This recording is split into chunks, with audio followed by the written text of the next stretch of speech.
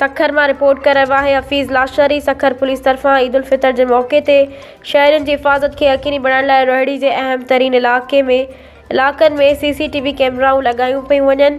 SSP Azhar Khan Mughal की हिदायत ते ईद उल फितर के मौके ते अमन अमान की सूरत हाल के बरक़रार रखण लाइ ऐं शहरन के महफूज़ माहौल फराहम करण लाइ रोहड़ी के हसास ऐं तफ़रीही मार्गन ते CCTV लगायूं वयूं आहिनि।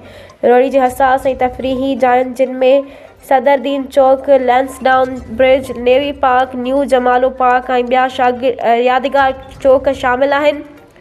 CCTV कंट्रोल रूम में भी रोहड़ी में कायम किया वियो आहे, जिते पुलिस जी ऑफिसर ऐं एहलकार CCTV कैमराउनि के ज़रिए मुख़्तलिफ़ हंधनि ते मुसलसिल मॉनिटरिंग कंदा, जीअं कंहिं बि हंगामी सूरतहाल में फौरी रिस्पॉन्स ऐं बर वक़्त कार्रवाई खे यकीनी बणाई वञे।